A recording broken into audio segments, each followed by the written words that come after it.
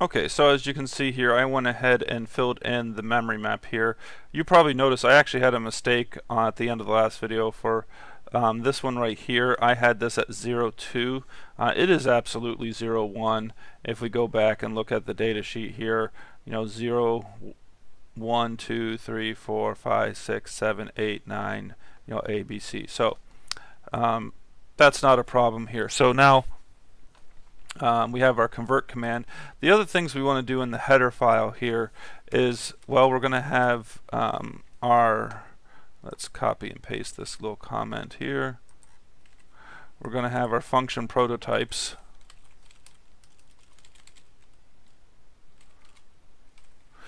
And we talked about this in one of our videos. We don't have very many functions for this. We have a void function, MPL115A2 underscore start. So, and that's a void inside it as well. So that's all we have for the MPL115A2 start. And then we have two other commands here. We had read pressure, and that was not a void, that was a float. It returned a floating point number, but it had no input because the function itself tells me what I want to do. And then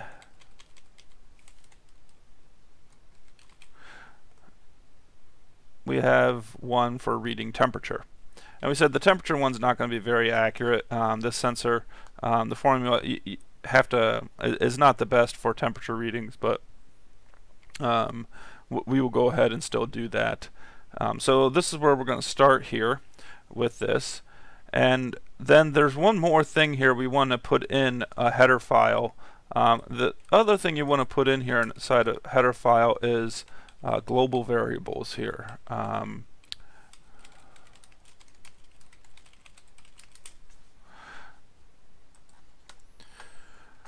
technically we don't have to define global variables in the header, but I like to do it in the header because these are variables that are going to be accessible to all functions. And there are some global variables that we want accessible to all functions, and the ones that we want accessible to all functions are those coefficients.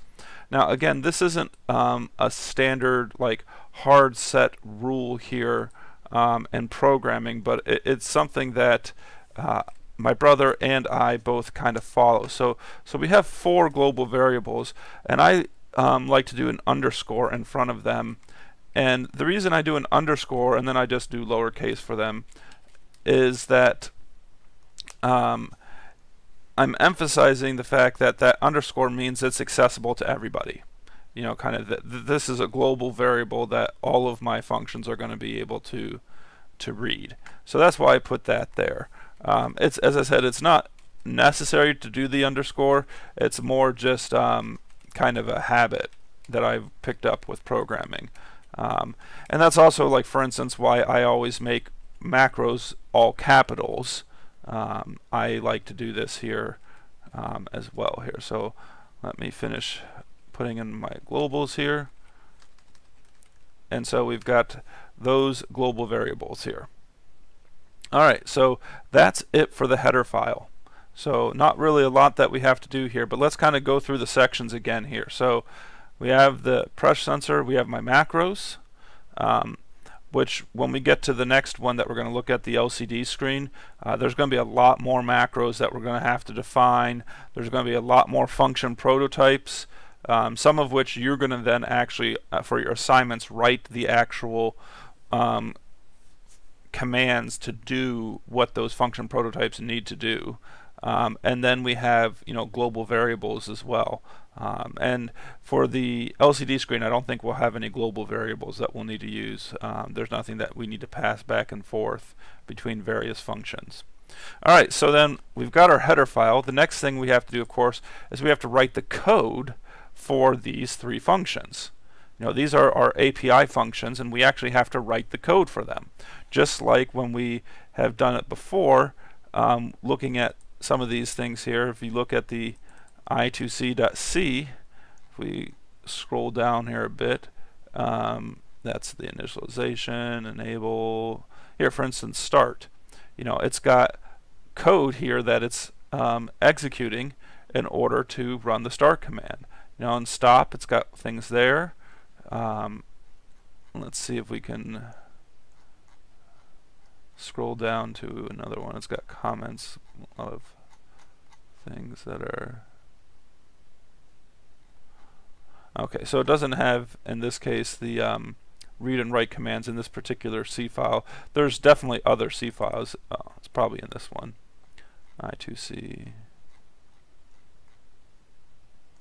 That's another init. Stop. Well, I'm not going to take the time to find out where the actual read and write commands are, but these are the API files that have been generated for our I2C. Now, fortunately, ours aren't going to be that complicated, but I need to write one. So we're going to add now. We have to add a new item, and this time we're going to add a C file.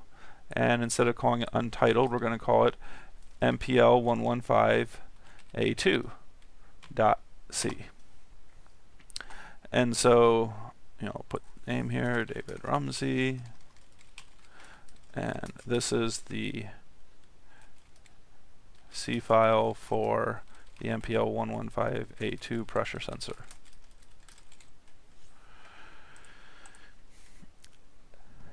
Now, one thing you want to make sure to do is you want to make sure to include things that you're going to need. When I say include, we have to make sure to include the libraries here.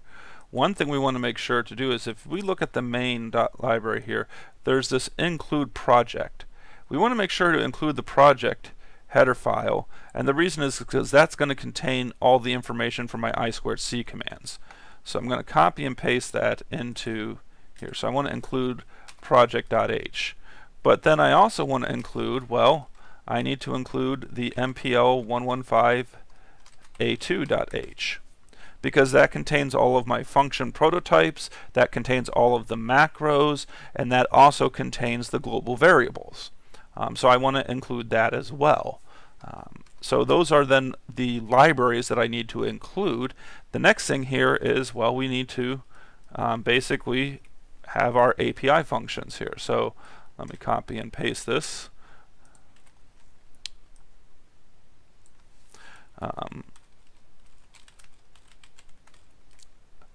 And I'm putting things down here that you should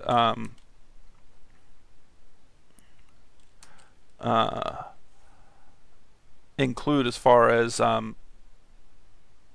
in the, I'm not going to fill these all out, but when you're writing code, you should give, you should talk about what's the function name, description, and usage possibly. Now, you'll notice that the APIs that are generated, if we look at some of these, like if I look at some of the, let me scroll back all the way up to the top here. See, they have function name, and they've got a description here of what it does and some parameters, information on that. So this is actually something that is standard to do in programming, and so we are going to do that. So I'm not filling that in right now, but we do want to have that information.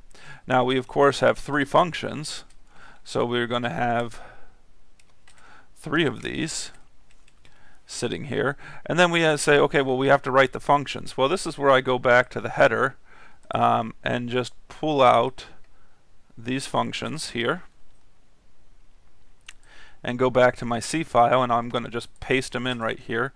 Now I'm going to get some not errors, but I'm going to get some things here that we have to be careful. First off, function prototypes have semicolons, so I don't want to have a semicolon there.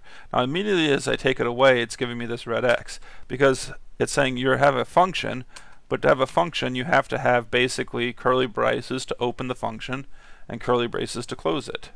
And then I'm just going to go ahead and move these 2 functions below their comments here as well, and kind of set them up to get ready to write code.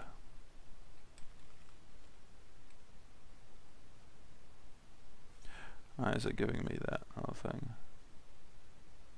Oh, because it's saying the little warning there saying, hey, you're supposed to return a value and you're not doing that. That will go away once we write the code, obviously. because it's saying, hey, you're supposed to return a float and you're not returning anything because there's literally nothing going on.